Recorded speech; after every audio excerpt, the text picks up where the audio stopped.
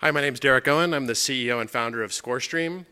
Growing up in Southern California as a child, when you wanted to find out how traffic was going to be affected in the morning, you watched the TV where somebody had flown up in a helicopter and told you what was happening. Or you listened to the radio to a guy named Sig who was alerted by the police where major traffic jams were happening. Today you use an application called Waze. Similarly, from a local sports media perspective, when I grew up, you'd wake up and read the newspaper, or you'd watch a television recap show. Unfortunately, with the consolidation of media and the rise of the internet, those outlets are suffering and they can't cover it. We were inspired by the traffic application Waze to do the same thing for local sports media. We created a platform that has a smartphone application where users can submit scores, photos, videos, and chat. We built a content management system used by large sports media companies or broadcasters or people like the Associated Press. And we've done some really interesting things around data mining. On a typical Friday night, we're getting between 5,000 to 10,000 games scored with a team of 10 people.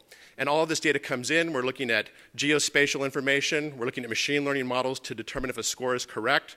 We have natural language processing we've built out to data mine Twitter. And we have a whole series of gamification and collaboration frameworks for users to be able to submit and confirm scores. The reason we have done all this work is because all this stuff has to be correct on a real-time basis. We syndicate these scores out live to live television.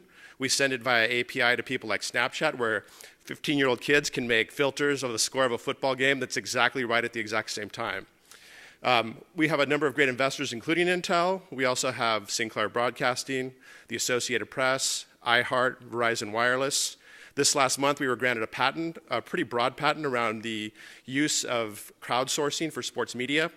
And I think the key takeaway for what we do is if you look at the large sports metadata companies like StatsInc and Sportradar, they cover between 100,000 to 200,000 games per year with a team of 1,000 to 2,000. We cover 600,000 games a year with 10 people and the crowd. In a typical month in the fall, we have about 1.5 million consumers using our application, posting content that we syndicate out to third parties, and roughly speaking, about 20,000 of them are contributing scores. So we think it's a pretty interesting framework we've been able to build. We're very interested in partnerships internationally. We do cover high school primarily, but we also have pro, college, junior college, middle school, you name it. And if you're interested in international use of crowdsourcing for sports metadata, let me know. Thanks.